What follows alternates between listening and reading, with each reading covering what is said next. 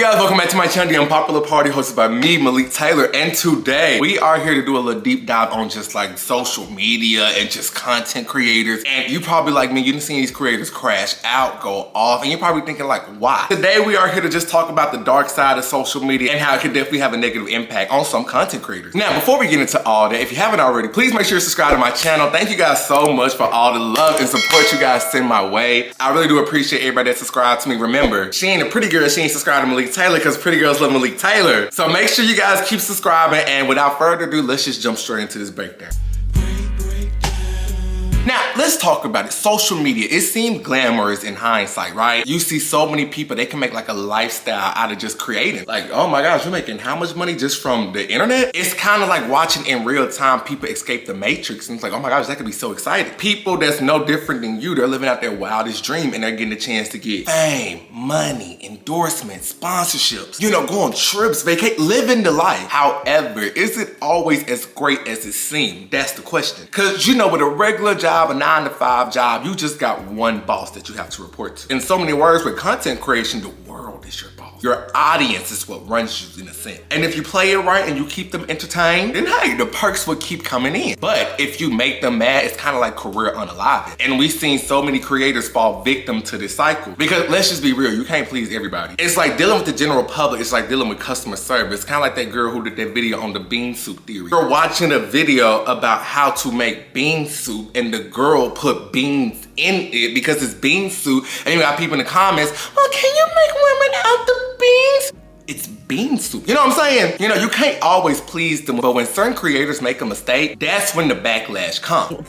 Man, boo. Tomato, tomato, tomato. I'm throwing tomatoes. Now, some people can handle backlash and some people can't. You know, at a regular job, you probably gonna have at least 1 or 2 people that dislike you. Not everybody gonna vibe with you, but you could probably take 1 or 2 people. With some creators, imagine them 1 or 2 people at your job times it like 30,000. You got about 30,000 people disliking you at once. It's like, wow. And we start to see a cycle. Creator come in, they get hyped, backlash happen, get canceled, on to the next one. Why does this cycle happen? Now, one of my favorite TikTokers, I'd say she's the queen of TikTok. Her name is Ari. She spoke on this a long time ago and she did a video on it. But she basically talked about the cycle of a content creator. Oh my gosh, Brittany is literally my favorite TikToker. Oh my gosh, I love her too, but don't you think she's getting a little bit too successful and famous now that we've been hyping her up and she's getting all these brand deals now? Do you want to stalk her Twitter account and look up her tweets from 14 years ago to start her downfall and get her canceled and make sure that she has a horrible life because she's successful? Yes! Okay, let's do it. Make sure you search up problematic words. Oh my gosh, she was dating a 20-year-old in 2011. How old was she at the time? She was 20 3/4. That's too old. Ew, what a terrible human being. Let's share it with the public and start her downfall. Oh my gosh, no, don't release this problematic information just yet. You're right, let's sit on this extremely critical information for at least 5 years and then wait until she becomes successful to release this information about her. Bestie, you is so real. You be having me gagged. Yeah, that's kind of what happens all the time. It goes to show you that every eye that land on you is not a good eye. And sometimes the same thing they build you up for can be the one thing that they tear you down about. Now, to better help me talk about one of these topics is one of my favorite mutuals who's in the content creation game as well. Please help me welcome one of my favorites, Shakira Marion, as we talk more about this. Also, PSA, you might see me looking up and down. I promise if I'm looking down, it's not me disinterested. My laptop is sitting on my lap and it shows the visual of our interview. So if I'm looking down, it's just me just making sure we're still connected, we're still flowing, and nobody's getting blurry. You know, my camera doesn't show this. I just want to make that clear. Hello. Please introduce yourself to the people. Hi, I'm Shakira Mariam. I have a podcast on YouTube where I talk about colorism, texturism, and featureism, and pretty much any issues in the Black community. So definitely check me out. Yeah, definitely check her out. She has a lot of great content that I like to engage in. One of the reasons why I invited her on, because I wanted you to tell me, what has been your experience as a social media creator? Honestly, it's like 2 worlds to it. It's people and how they treat you in your personal life and how they treat you online. Like in my personal life, oftentimes I get used by people because right now, like, we live in a day and age where everybody is craving quick, fast money, and they see that social media is the place to do that. Like, you could just get on your phone, make money with, you know, recording yourself. So everybody's obsessed with that, and they want to be close in proximity to the benefits that come from it, like the free trips and all that stuff. So in real life, I honestly, sometimes I get used and people like only try to be friends with me simply for that. And online, it's just like people think they know you when it's like this is social media. This is not real life. Like I only put out what I want y'all to see. But sometimes people, they just assume they know you and they'll just make assumptions about you, spin all these narratives about you. You'll say your opinion and suddenly they know your whole life story. And it's like, wait, slow down. Now, I know with you being an opinionated user, you know, have you ever received backlash or criticism from people?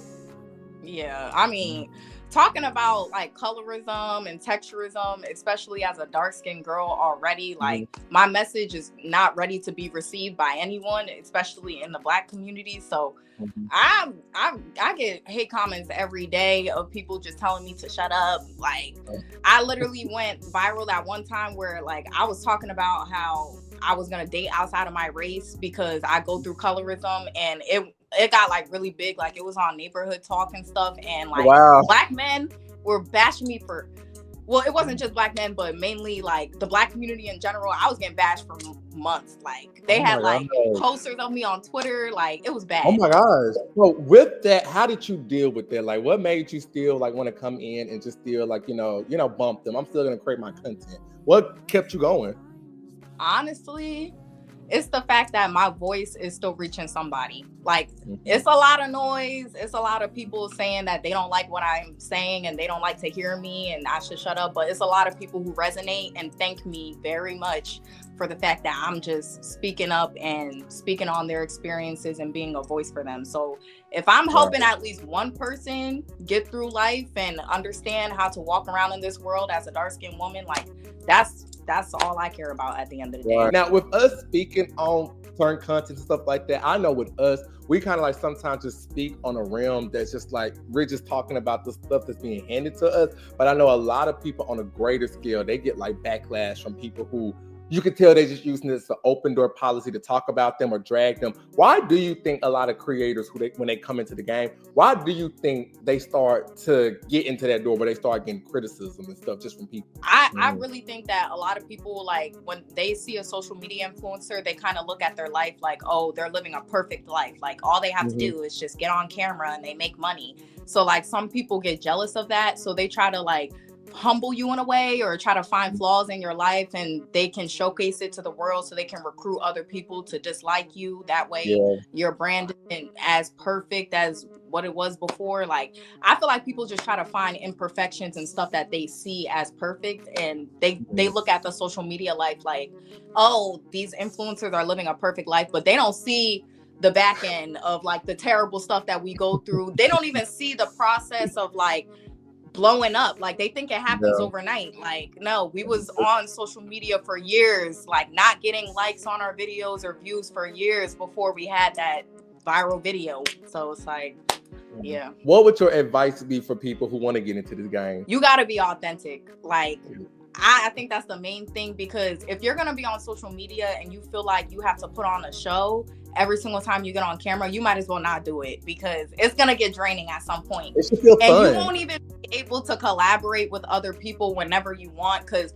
you're going to think, oh, like I got to put on like this whole character before I go hang out with this person while we film or do content. Like me and Malik, for example, we was just able to get on the phone just like so easily. Like it's so easy because we're authentic. Like we film our shows just like this, showing our true selves. Like we're not putting on a face or anything. So it's not hard for us to create, but it's gonna be hard to create when you're trying to be somebody that you're not for the world. Like when you're trying to impress people, no, that's not gonna work out. Thank you so much. Like I said, me and her, we really do be vibing for real. The same me and her you see on camera be the same ones when we be behind the scenes sending voice messages to each other. We was just having a good little conversation before this. So no, literally.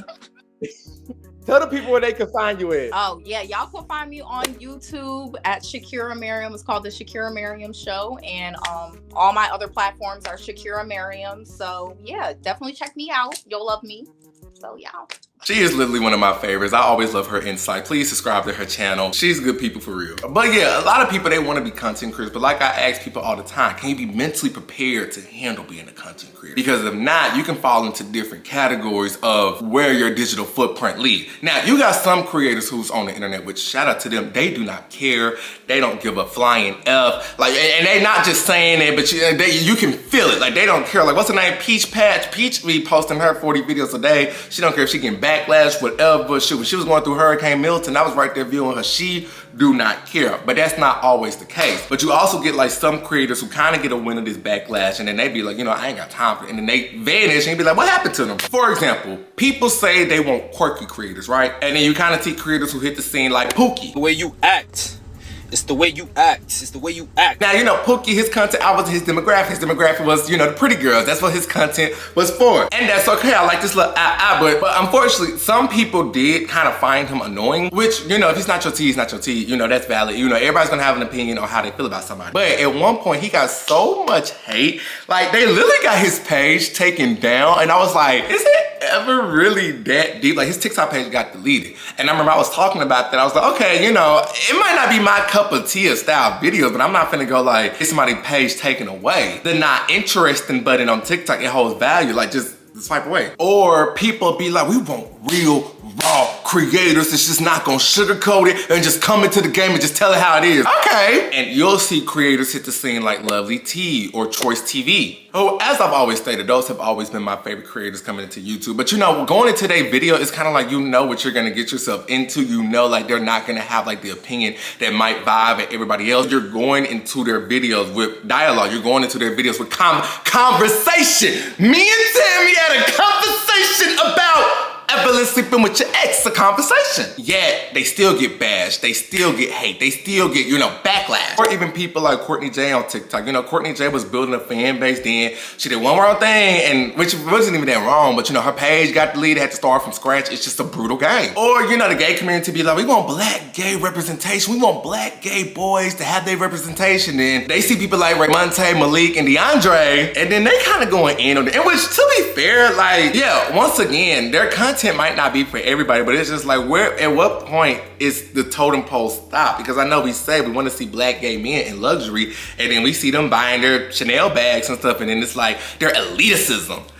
It's like, it's like, wait, huh? Like, I'm going off topic real quick, but even DeAndre, you know, I am Dre Brown. I remember him so well. You know, he's the corporate baddie. He has his espresso martinis. When I walk into a room, my confidence is high, elevated. You know, everybody loved it at first, but I remember his first backlash was the little birthday trip thing. When he was like, bro, I'm having a birthday dinner, you should be paying for it. Now, I remember I did my little funny talk. I was like, nah, I ain't got it there yet just to be paying for it. But what I remember people were starting to use that little situation as an open door to air out their own previous grievances. And I was like, wait, it don't feel like this is a jokey joke no more. Once he really started making it big, that's when like he promote elitism.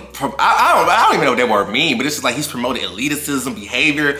And it's like where is the line between like I'm feeling myself and I'm talking down upon you? Like, I don't know in this day and age, especially like when social media, like, you know, hype yourself up, it's just you never know. You know, he may walk around with his head held high, but this is the same generation that wants to promote bougie aesthetics. So I be confused. I remember he tried to do that thing about the barbershop talk, and his delivery to it could have been cringy, but I was like, we're not finna act like the gay community don't be having this conversation on Twitter 24/7. They was just talking about how they walk into a barbershop scared, and he tried to highlight that, and it's just got so much backlash from. When that thing about me being elitist and all of that came out, that was so, you could ask my closest friends, that was so hard for me. I feel like I'm still recovering from that to this day. And I think a part of it is because growing up, everyone always loved me. It was hard being hated by so many online, especially when I built a brand and everyone loved me at first, and watching everyone like flip on me, and it's like, we hate you, you're elitist, you think you're better than everybody. I was saying, social media is fickle. The people is fickle. But like I stated, these amount of people, they pretty much was able to handle their backlash pretty well. You know, maybe money good, or they, you know, can fall off the scene. I don't, you know, whatever. A lot of people who don't have the mental strength and the mental capacity, they don't know how to handle all this well. And they fall into a category I like to call the crash out. I don't give a damn!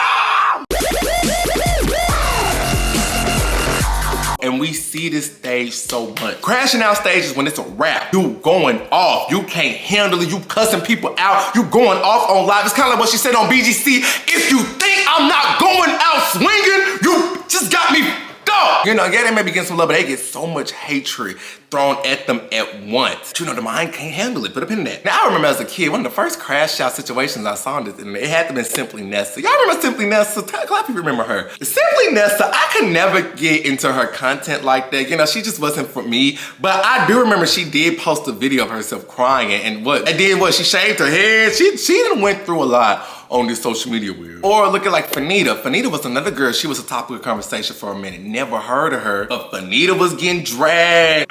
E-Kang, you know, E-Kang was going through a very rough period of time that we saw, which made her go on live and say some stuff, and she had to come back and apologize for it. And most recently, another creator who's going through their little crash out emotional phase is a user by Cooking with Kaya. Now, Cooking with Kaya, this is one I can talk more about because I remember when it first started, but she's the little girl who cooking with Kaya, cooking with Kaya. You better forgive me before I do.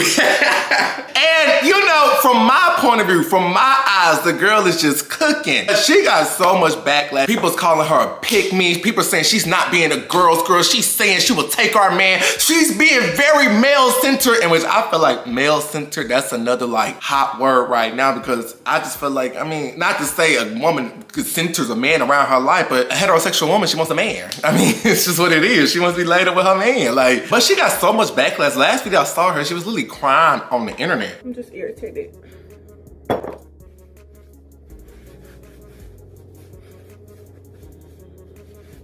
feel like my name just gets slandered so much and I really don't be doing nothing. Like, I literally don't be doing nothing. It's just always something. When it comes to my name, it's just always something. Like, it's so rare that I see positive stuff about me. And I literally don't do nothing. Like, nothing. Like, nothing could get worse than that. So it's just like, all the hate and everything, like nothing affects me no more. Like, it's like I have no feelings no more. And here's my thing with the whole Cooking with Kaya situation. Even if the girl is a male-centered, pick-me, whatever, you could literally just leave her where she is. If she wants to show out in front of men, then it's like, okay, girl, well, go make them play for the men. And it's like nothing more, nothing less. But if her saying she's gonna take your man just reeled out so much emotions to you, then that man was never yours to begin with. In all actuality, this is a fictional character. She holds no weight in your life. And it's once again, where is the line draw? Because we have so many female rappers, you know, don't call me sis, I would take your man. You know what I'm saying? Like, you have so many people who say that, like, you better watch your man before I do. Like, that stuff that I've seen people say time and time again. So when I see this young girl do it, it's just kind of like, I don't understand what the backlash is, especially in this generation that's get to the bag by any means necessary, sis. Where does the line begin? Like, I just don't get it, and it makes you wonder, has she been a woman who was a little bit more maybe undesirable, it probably would have got the, oh yes sis, tell him sis effect, because I have seen other users who said in a joking way, like, yeah, I'll take your man, and it's like, okay, girly pop. And you know, the backlash is very picky and choose. I remember I did some TikTok videos on that, and it's one user, she said with her full chest, well, Glorilla can say it, but Cooking with Kaya is more accessible than Glorilla is. And I was like, you don't know, baby. That's y'all problem. Y'all think these celebrities is not accessible. Baby, I can make 2 calls in Memphis and get Glorilla. And you're gonna be looking real mad when Glorilla follow through and say, don't call me sis. I am not your sis. I will your man. You know, the girl didn't even told y'all, you know, she battling depression and, you know, her sister passed away, but it don't, like I always say, all that mental health stuff go out the window once you meet somebody you're intimidated by. Catch it. Now, the crashing out and the backlash, is there a science to it? Well, yes. I read a book in 2021 called Stop Checking Your Life, in which I have a phenomenal book collection, which this is not even scratching the surface. You see, I got my bookshelf back there. He likes to read, and I have read all of these books. Yes, I like to read about the human mind. But this is the book we're talking about, Stop Checking Your Life. This is a good book by Susie Moore. You know, sometimes she do be venting in it, but it gets to the point. It points out something that I've always been stated, that our human mind is not designed to know all these opinions about us exist. We're not supposed to get this amount of dopamine. Even if you're getting an abundance amount of love or an abundance amount of hate, your mind does not know how to process the two. So it releases releases the same chemical effect. Hence why everything you see on social media is down to the design to release that dopamine release. Social media is down to a science from the red heart, the numbers, the interest on the right versus to the left side of our brain, playing to our brain when you log in and get that hit. Wow, I got all these likes, Everybody can handle it different. That's why we say clout is a hell of a drug. Because we're being for real, it's a drug. It is the highest form of currency. Social media is our dealer, and when you get a good hit, you want to relive it again. That's why people sometimes they don't want to do it for the money no more. Like they just want that. They just clout chasers. They just chasing that same clout they put out there. And sometimes it could lead in like the worst case scenarios and like the imaginable. You remember that Mr. Prada situation? Mr. Prada was a situation that really was the birth of this video. It just went into other things, but Mr. Prada situation was something that played out in real time where I remember him as just doing them little funny, you know, videos and stuff like that, but they started getting darker and he just started looking like he was losing his spark. He was cutting off his hair. He was doing all this other stuff. Don't do anything drastic unless you want to look like this. Life is a prison. Get me the out. Like I just woke up yesterday. I woke up yesterday. I looked at the ceiling. I said, ah! I got bipolar. I'm bipolar. Yeah. Y'all never seen anybody that's bipolar before? See, I was trying to hide it, but it just slipped out. I was almost perfect, but now I have to start over. I got to start from scratch. You know, that situation where he unalived the therapist in Baton Rouge. Terrion Thomas, aka Mr. Prada, is charged with second-degree murder in the Louisiana therapist Nicholas Abraham, who was found bludgeoned to death and wrapped in a tarp on the side of the highway. The case has brought renewed attention to one of Mr. Prada's viral videos where he's practicing for his mugshot. Dr. Nicholas Abraham, known as Dr. Nick, treated patients with substance abuse and depression. Although their connection is still unknown, Mr. Prada did talk about his mental health struggles online. Abraham was seen on surveillance cameras going into the TikTok personality's apartment. Mr. Prada, no stranger to the camera, is later seen dragging something wrapped in a blue tarp and putting it into the doctor's car. The next day, Dr. Nick's body is found. Cause of blunt force trauma. Police got a search warrant for Mr. Prada's apartment and found blood, weapons, and it even looked like he had tried to clean up the crime scene. After fleeing police in Dr. Nick's car, Thomas crashed into a cop car and escaped. U.S. Marshals traveled 400 miles where they tracked him down in Dallas and booked him. Or most recently, the tragic tale of that man who unalived his wife and then himself while they was arguing on TikTok Live. I want shit like that. So, here we go. I got them coming. Hey. You went on now trying to tell. Hey, look here, man. Get out my line now. I'm telling you, leave it alone now. Get out my line. Go make your own line. Go make your own line. Get bad. She go in the other room, sleeping room. So that early that morning, I go in and I snatch the phone from her. Go through the. I see the Snapchat. They talking on Snapchat. It's him. So they used to damn run with me. Woo. He used to run long with story you short. First. Long you story. tried, now you're first. Long story. What the fuck are you right fucking? I ain't you fucked her. Okay, so what did you give you the right to go talk to him? No, I didn't. Okay, You slide so it's your job to and correct. I told. It's your correction. You told. You slide him and I told him. I said, what? I'll be back, y'all. You keep running your mouth and be. You did. Keep running your mouth. I told you sit back in the damn audience. Again, she don't talk, and I be like, say something. You tried him, bitch. Say something else in my life, bitch. Sit back and listen. Oh, you finna slap me? Sit back and listen. Oh, you finna So, slap me? He lied though. If I get off this line, you ain't gonna make it out the door, and I'm gonna do it to you. Oh. So the best thing for you to do is shut the fuck up and listen to the line. You need to stop lying. I'm telling the story. I'll be back, y'all.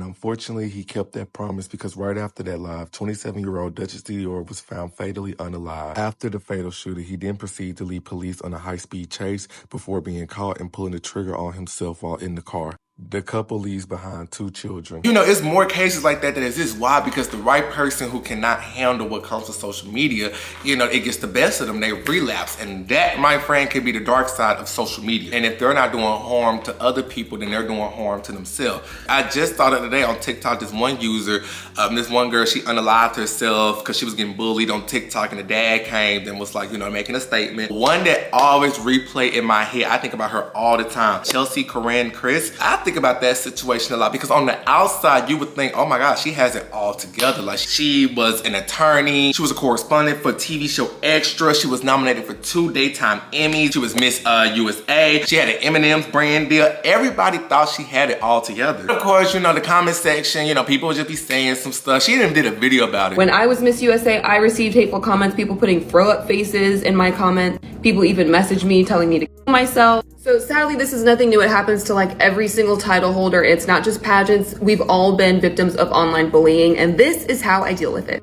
I delete the comments and I block the people who left them. I used to try to respond, but some people don't want to be reasoned with. They're just hateful people. But unfortunately, on January 30th, 2022, she took her own life by jumping from her 60-story high-rise. And her mother stated that she had high-functioning depression, which is a very real thing. So you just never know what people are going through. First thing she said is, first, I'm sorry. By the time you get this, I won't be alive anymore. And it makes me even more sad to write this because I know it will hurt you the most. I think at that point I near blacked out. Because by the time I read the text, an hour had passed. I don't even remember step by step what happened. I do remember at some point I was calling my husband screaming and he's saying, what? I got home and we're just trying to figure out what to do. I had not read the rest of her message. I just couldn't. But when I scrolled it, I could tell that it was long. So you may be wondering, okay, I hear all that, but I still really feel like it's a gift in me to be a content creator. How can I escape this? Well, the truth, my friend, you can't. Because there's just never gonna be a such thing as a perfect influencer. And people are never gonna grasp it, but what you can do, and this goes to all my creators and just people in general, what you can do is prioritize yourself and just give yourself a break. Take a break. Because with being a creator, you are the producer, you are the director, you are the scriptwriter, you're all these things for yourself. You are a TV show. And when you look at some of the great TV shows, not only do they have a season premiere, but they also have a season finale. Give yourself a season finale to take a break. Taking a break doesn't make you weak. It doesn't make you lazy. It just shows that you are strong enough to understand, I just can't do this right now. And your mental health comes first. Take me, for example, my story. I'm not immune from the hate that social media comes with it. If you've been a long time supporter, you know my story. You know, I didn't just jump into the content creation world. I had a job and I got fired. And I was like, oh, and I was like, I gotta do something. You know, I used to do DoorDash and stuff like that. But you know, the money was not coming in. And I was like, look, I got a little traction on YouTube. This is the time, if anything, to do something that makes something shake. I have nothing but time to work on my craft. And then it just happened. You know, I let go, let God, it just happened. I can't explain how it just worked for me. It just happened. People vibe with what I have to say. People ask me all the time, what is your strategy? I don't have a strategy. I don't reach out to a brand. I don't reach out to anything. People just see me. Every blessing that comes through here is that, just a blessing. I just be Malik. But that goes back to my original point. Every eye that lands on me is not a great eye that means me well. Some eyes that look at me, they're like, well, how is he able to do it? What's so special about him? I could do that too. And when it became overbearing, I took a break. Most recently, I had to take a break. You know, I did a video like I always do, but it just resulted in so many people just, you know, dogpiling and just stitching my videos and just saying all these things about me. And it felt like they were slandering my name and slandering my character. You know, it's one thing to chalk it up to, oh, you just had a bad take. Okay, well, this is the unpopular party. You know, not all of my takes is something that you're gonna be able to vibe with. Not all of my takes is gonna be something that people agree with, but it's the unpopular party, unpopular opinion, my opinion. As long as I'm being respectful with it, I'm just stating my opinion. But what can become overwhelming is for people who don't know you to speak so much on you about things about yourself that can be so further from the truth. You know, it's one thing to not like me, but to automatically put on me that, you know, I dislike black women, I'm misogynist, I'm anti-this, it's like, what? Where is all this stuff coming from? Because I'm the type of person, I've never had this stuff associated with my name. You know, I've always made videos like this. We always keep, you know, I kind of keep it lighthearted. How was this stuff never a problem in the past? We was laughing. And one of the most frustrating things as a creator is when it's like, it's right there. Like, how can you take what I said backwards? Like, it's right there. Did you listen to what I say? Did you listen to respond, or did you actually listen with this? Like, even if I was to come out and apologize, what can I apologize for? It's right there. Listen. But you know, that's the interesting thing with the dogpiling era. It just allows people who don't even like you or don't even know why they don't like you in to just come and attack. For no other reason, but I never liked him from the beginning, so here's my chance. Why are y'all looking at a barb to be the voice of reason? Like, why are y'all putting all y'all trust in a fucking barb? Fuck black women, he been not been for black people in general. No, your argument was shitty, and you're a shitty person. But your argument was shitty. The Bible says that death and life is in the power of the tongue. So watch what the You say, because God has a way of showing you better than he can tell you. You are nobody, bitch. You are nobody. Y'all don't even know. Y'all just know y'all don't like Megan Thee Stallion and y'all don't like black women. Y'all finally dragging Malik Taylor up here. I've been blocked him when he said about the Super Bowl, cause bitch, what do you mean? You're black before anything in this motherfucking world. All I could do during that was just sit back and see me lose. I lost like 2,000 followers on TikTok, like lost like 300 subscribers on YouTube, and I was just like, it's a dirty game. I didn't mean to hurt anybody's feelings. I'm just having a conversation. It's like a hate crime. A modern day hate crime. But you know what? That's what comes with the game. I saw some people, I kid you not, I saw some people make some comments. People coming out the woodworks who I ain't talked to in years in the comment section. I saw this one girl. She was like, oh, I went to elementary school with him. His mother should have raised him right. I just liked your birthday post. This one girl was in the comment section. Yeah, I went to high school with him. He was always annoying. I congratulated you when you had your baby. Like, it's weird stuff like that. It's people in the comment section. Yeah, I've been peeped. He was weird. Da, da, da. We have a line of communication. That's why I can't take, you know, some of the gay community serious. They don't know if they want to hate me or hunch me, child. We're following each other on Instagram. You have a line of communication. You can send that heart eye, but you want to be in the comment section talking crap. There's this one dude in the comment section. Oh, he's been blocked.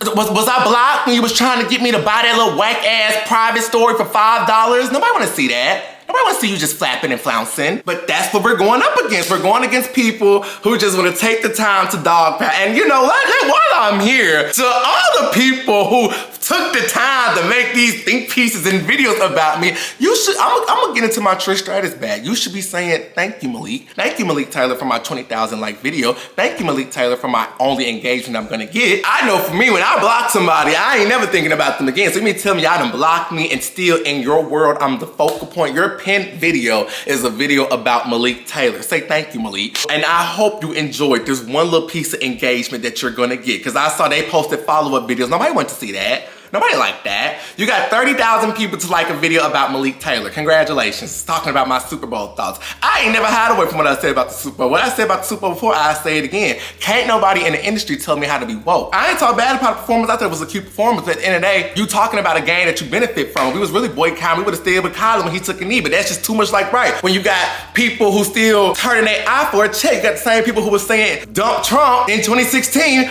pro-Trump when a check is on the line, performing at his inauguration. I can't take this type of stuff seriously. And so for everybody who had their little think pieces and thought process about me, you got people who got bigger followings than me, but guess who they using? Hashtag Malik Taylor. We see who the star is. My little channel is not so little compared to y'all, I see. We got mental health advocates. Like I said, all that mental health stuff go out the window when you meet somebody who intimidate you. We got people claiming they too raw, too real, and they just too fake, too phony. Say thank you, Malik. I'll consider saying you're welcome. Like I stated, I was gone a month. I've been gone a month. You wanna do this? Come on, do it. I've been gone a month. What Issa say in Insecure? I ain't getting no booze on my phone. So, in conclusion, yes, take a break, because I could have easily just went like rah rah rah and da da da and da da da. You can never win once jealousy and enviness into the room. Once that type of stuff into the room, you can never win with the general public. You might as well let them be. But I know for me, take a break. I enjoyed my break. All people probably thought I was at the house crying. Oh no. I was already. And here's another thing for my people who just get it like from a spiritual or religious point of view. Like it's, I don't know, whatever. I had already been saying, Malik, take a break. I feel like I'm on autopilot. Take a break. You know, I've been trying to deal with this move. I'm in a new city. Don't know if I fit in here. I'm feeling homesick. I had already been saying, Malik, take a break. And then all this stuff happened. I was like, oh yeah, God has a funny way of doing things. Baby, I went back home, saw my family, saw my friends, explored more around Charlotte, went to see Coco Jones. Oh yes, celebrated my 28th birthday. Oh, who is he? You heard of the great Gatsby. Have you ever heard of Malik Gatsby? Oh yeah, you know, and it wasn't always good. I had to handle some stuff behind the scenes with personal life and handle some personal emotions, but guess what? I took a break. And that is okay. I even made a music journal because I'm not one that journals, and I'm not one, I really pride myself on just keeping my life very private. I don't like to come on the internet and just tell y'all my business because, you know, this is work. So I'm not gonna tell my work, my bit, but you know, if you do want to learn a little bit more about me, I have created a music journal of the things that I probably can't say. I'll attach it here. You can check it out. Maybe that'll give you a better sense of who Malik Taylor is. But yeah, I did a lot of fun stuff. And when I say take a break, it doesn't have to be like a long break like I did. You don't have to fall off the face of the earth for like a month. And I understand, like, you know, for some content creators, this is your money, this is your go-getter. But a break could just be something as simple as, you know, we all got 5 minutes out the day, 5 minutes to just debrief. Because I know me, I really pride myself on making sure I'm grounded. Just a 5-minute debrief. Or it could just be a thing of instilling boundaries. I know for me, when I go to bed, I don't like to have social media just downloaded onto my phone as I'm going to bed. This is time to wind down. I don't need this to be the last thing and the first thing I look at when I wake up in the morning. Just take a break, take a step back, and just instill boundaries for how you want your success for this career. And in that break, it allows me to become recharged. It was like, oh, I could do a video on this, I could do a video on that. And it just had me ready to just tackle on what comes with it. Like I stated earlier, I can't explain how people vibe with me, but like I stated, you let go and give it to God. And what God has in store for you, it can never be taken away. It may be delayed, it may be put on pause, but what's for you, it just always come to you. So hey man, when it comes to social media stuff, they look at you and just be upset. Why is he smiling today? And it triggers their own personal demons. You know, being perceived by its mass, it comes with the territory. You know, you're gonna have your good days, you're gonna have your low days. But it's the internet. In real life, people still come up to me, hey Malik, can I take a picture with you? Da, da, da, da. And that's what you can't duplicate. Even with my time away, and I said I was taking a break, you can't duplicate the love of people sending messages, sending emails, people, you know, writing to pray with me. You can't, that's the type of stuff you cannot duplicate. That teaches you have to hone in on the people that actually support you, okay? Like I always stated, I went to the school of Wendy Williams. They talked about Wendy Williams like a dog, but guess what? Who do they look for to deliver the tea? Wendy Williams, okay? You have to be okay with letting some people win the battle while you win the war. But remember, favor ain't fair. Favor ain't fair, but that is all that I have for this video today, you guys. How did y'all feel about this deep dive? Did y'all like this deep dive? Let me know in the comment section, and I got so many more videos. I cannot wait for you guys to just come along for this new year. I feel like it's a new year. It's July. I just had my birthday. It's the season premiere. It's my season premiere, and can't nobody stop that. All right, y'all. I love you guys so much. Pretty girls love Malik Taylor, and I will see you guys in my next video. Bye.